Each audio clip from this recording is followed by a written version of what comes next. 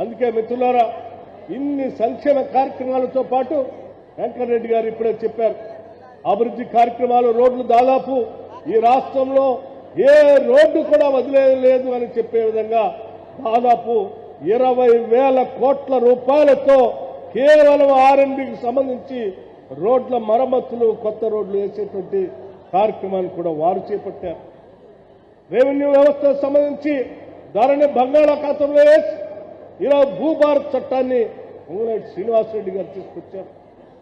అట్లాగే దేవాదాయ అటవీ శాఖ మంత్రులు ఈరోజు అడవిలో ఉన్నటువంటి ఫారెస్ట్ యాక్ట్ కింద భూములు ఇస్తే ఆ భూములు దున్నుకోవడానికి కావలసిన విధంగా ఇందిరా సవర గిరి జల వికాసం అనేటువంటి కార్యక్రమం పెట్టి వాళ్ళ కోసం కూడా ఇవాళ సాగు చేసుకునే కార్యక్రమాన్ని ఏర్పాటు చేశాం.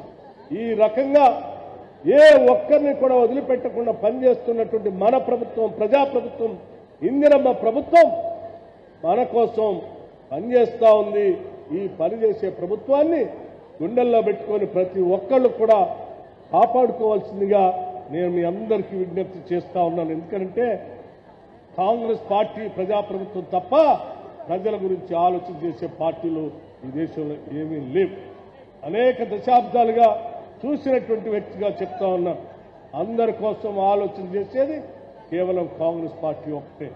అందరూ బాగుండాలి, అందరూ అభివృద్ధి చెందాలి, ఈ తెలంగాణ రాష్ట్రం అంతిమంగా ఈ దేశంలో అగ్రగామి రాష్ట్రంగా ఎదగాలి, ప్రపంచంతో పోటీ పడాలని చెప్పి మనం అందరం కోరుకుంటున్నామని చెప్పి మీ అందరికీ మేము సవినయంగా మనవి చేస్తూ, మీ అందరికీ తెలిసిందే ఇప్పుడు రైతుల గురించి పూర్తి